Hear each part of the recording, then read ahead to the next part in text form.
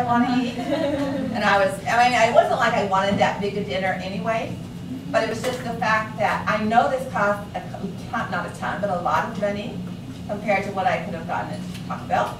And I actually had a bag of Chipotle in my car because I'd taken the kids there first before their science fair. I'm thinking of all the food I have in the back of my car. And I bought myself for today for lunch some stuff, and it was there. And I was like, now what would be the difficulty of just saying they have the vegetables already fixed for all the other dinners? Of saying I'd like mashed potatoes and, you know, choose from, here's the list of sides. Anyway, I digress, but I was just like, if it hadn't cost so much money, I wouldn't have been so fussy about it. Yeah, it's supposed to be a nice place. And the food was very good. I was just like, well, why do I not get to choose? It's already made. It's not like he only had she only had a limited selection of what to make. But anyway, like I said, my husband eats out all the time because he works down there and he takes clients out. And I eat out on my art anniversary, and that's about it. So maybe that's standard practice. But anyway, so salivary amylase and salivary lipase. What are the types of food that's going to be broken down by those two enzymes? Starches and lipids. Okay?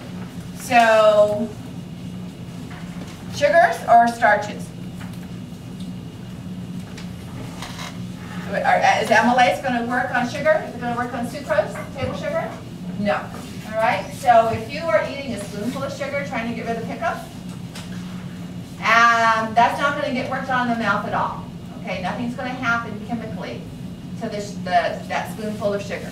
However, you have a carbohydrate, bread, potato, corn, all right? And you chew it long enough to start interacting chemically with salivary amylase, we do what we talked about on Thursday that's called intermediate digestion. Okay? That means that the starch is worked on by amylase and broken down into our disaccharides. So this is theoretically possible in the mouth, but you have to chew for 5 minutes or so, all right? So just because a cracker didn't taste sweet doesn't mean it didn't work. And then our product of that chemical reaction are disaccharides, and we have 3 types. I didn't go over those on Thursday, but I'll list them here. Sucrose, maltose, which you have in beer, right? And lactose, which is milk sugar. Or if you my husband and I went out for ice cream a couple weeks ago when the kids were out of town. We stopped off at this place called Vic's in Land Park area. He ordered a sandwich and a Jig Jack or Flick Flack or something. It was chocolate and cinnamon with almonds. And I ordered a coffee malt, and I was so good.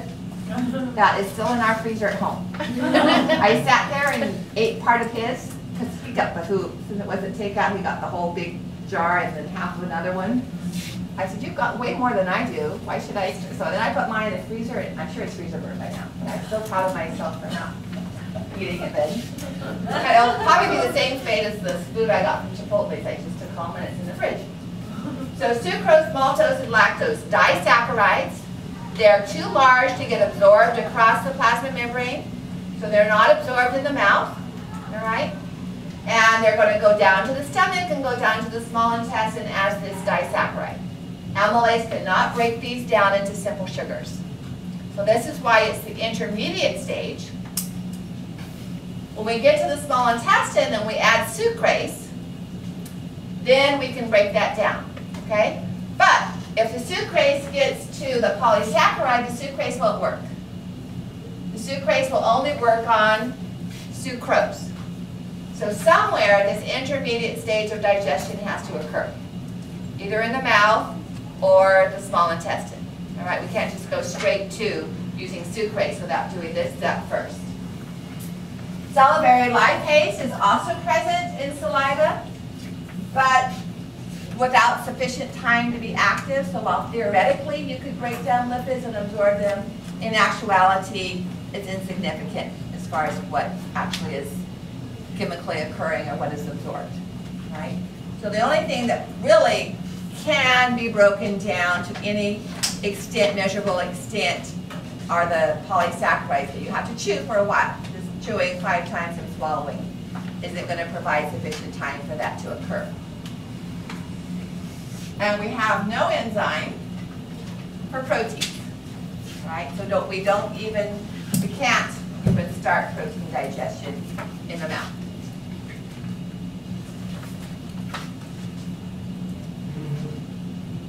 All right, so once we swallow, we chew, and we start to swallow. So let's switch back to page 20.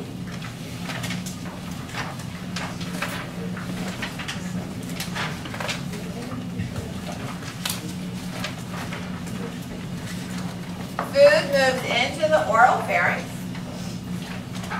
Remember, the styloglossus muscle is going to contract and pull that tongue up and posterior. We call this clump of food all masticated and held together by the sticky mucus secretions of the submandibular and sublingual bolus. All right, and then a reflex of even the skeletal muscle of the pharynx.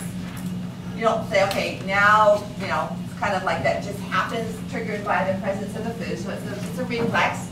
It's going to move the food through the laryngopharynx down into the esophagus. And then peristalsis of the esophagus is going to move that food through down to the stomach. So let's look at the esophagus. We really already talked about the pharynx. And so we look at here's a cross-section of the esophagus. Before we actually move into the esophagus, let's just do a quick review of the GPAT of the mouth. Anybody remember what GPAT stands for? General Plan of the Alimentary Tract. So we have 4 layers in the wall of the tube of our digestive tract. So if we're looking at the mouth, before we get to the esophagus, if we're looking at the mouth, and we look at the mucosa, which would be the lining of the mouth, what would be the epithelium lining the mouth? Non-quantified. Non-quantified. Are you reading that? You just sounded so sure of yourself. I keep spouting out wrong answers. Oh, okay. Yeah. Non-quantified, stratified squamous epithelium with a loose irregular connective tissue. And normally in our standard mucosa, we would have a muscularis mucosa. But the mouth has no muscularis mucosa. It has no smooth muscle in the wall. Okay, submucosa.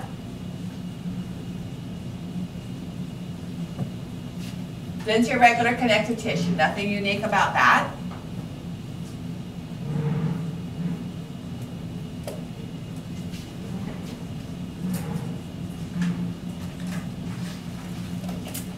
We have an inner circular and an outer longitudinal layer to our muscularis externa. We have the standard muscularis externa. What would be the equivalent of the muscularis externa of the mouth? Is it smooth muscle, which we have for inner circular and outer longitudinal? Do we do peristalsis in the mouth? No.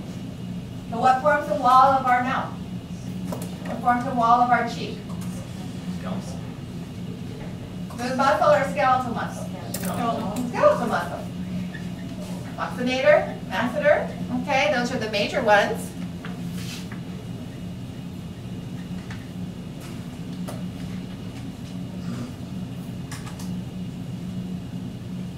And these, of course, are skeletal. So like I said, it doesn't fit our typical model, but it is part of the tube. Would we have a regular serosa? The Is there a visceral peritoneum associated with the mouth? I hope not. The mouth is not in the abdominal cavity. So what forms the outer covering of the mouth? Yes, the skin. Okay? So we've modified practically everything, except maybe the non-cornified stratified squamous, and even that is at the simple columnar that most of our digestive tube is. Okay? So now let's see how that changes when the food actually moves down into the esophagus.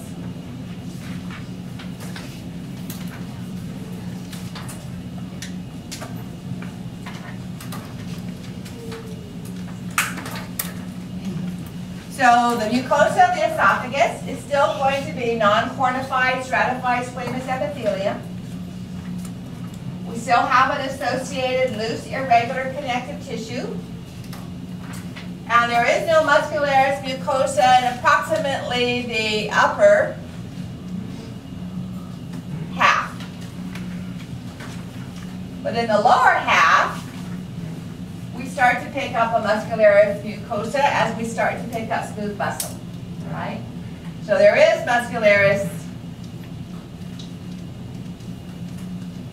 mucosa in the lower half of the esophagus because we see smooth muscle. And I'll flip to a review slide it when we're done with this diagramming. Submucosa.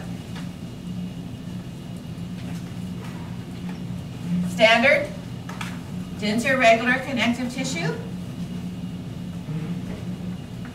So you said in the upper half there's what? There is no muscularis mucosa.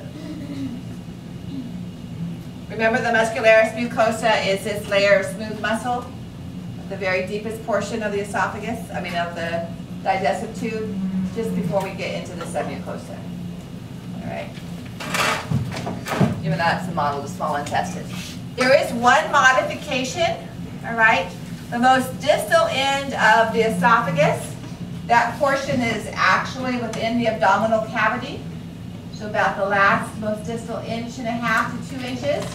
We do see submucosal glands. So the last, or the most distal 1.5 to 2 inches, demonstrate submucosal glands. Submucosal glands are like the mucus glands of the sublingual. They look like acinar, pie-shaped of cells that have mucus in them.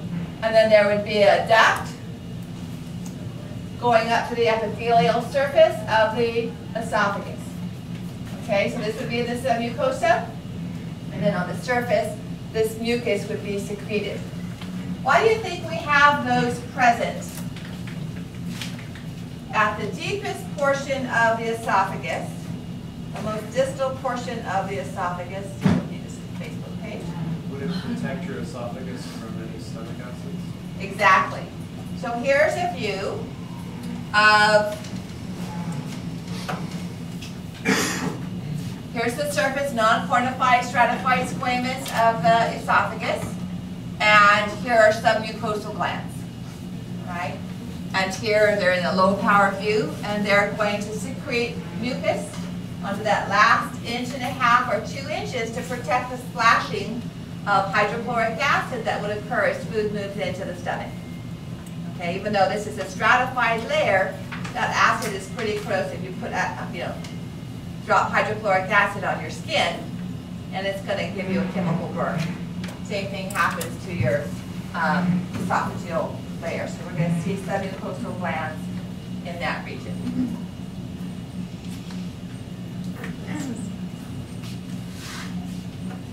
Otherwise, the submucosal layer is pretty standard.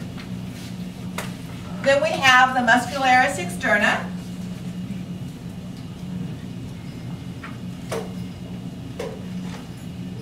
Remember, in the esophagus is where we transition from our skeletal voluntary component to our smooth muscle autonomic component.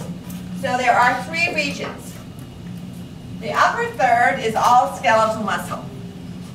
So we don't see an inner circular outer longitudinal aspect to that. The middle third is transitioning from skeletal muscle to smooth.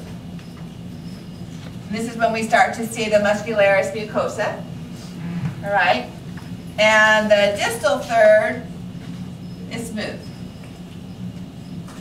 So in that distal third, we're going to have the pattern of inner circular and outer longitudinal.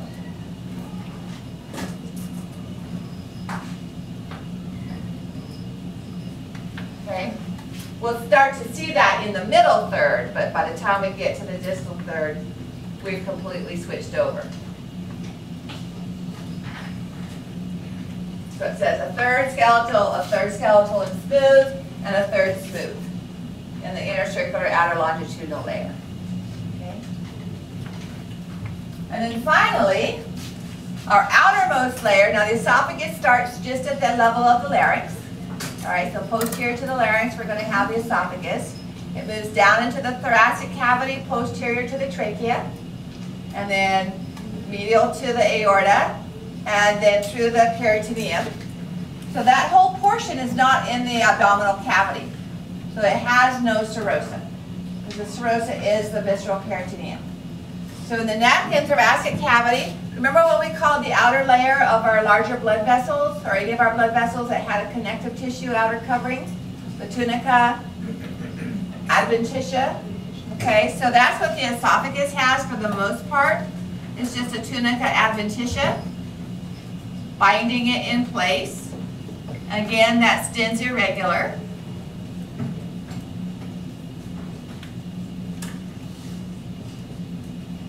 But for that same last half inch or so that's actually in the abdominal cavity, we have a serosa, a visceral peritoneum. Okay, but that's below the diaphragm.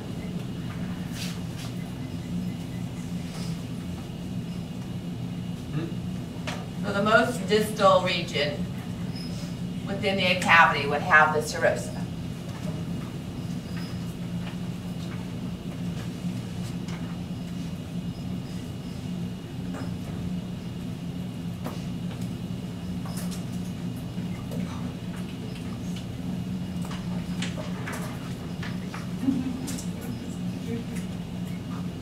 So here's a larger view, a cross-section of the esophagus, but it can be seen in longitudinal views as well. So here's the lumen. Notice how it's thrown into folds. And this portion right here would be the muscularis mucosa. Right? These are on review slides. It should be on D2L. And then we have the submucosa. At this power, it's hard to see if there's submucosal glands or not. And then we would have the muscularis externa. Okay?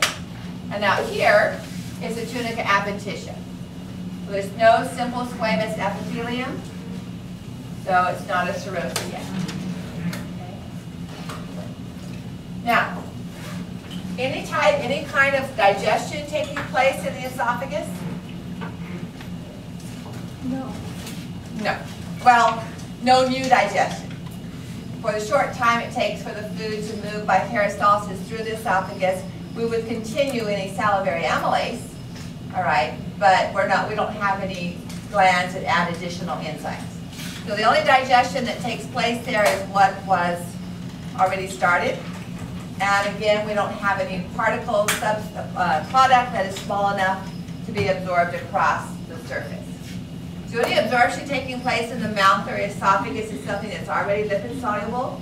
Nitroglycerin, okay, drugs that you might put under the tip of your tongue. Alcohol, if it was there long enough, that's lipid soluble to move into the region. Okay, let's see what time is it. This would be a good place to take a break. So let's stop here. And when we come back, we'll look at the stomach and the digestion takes place in the stomach. Okay, we'll start with that part of it.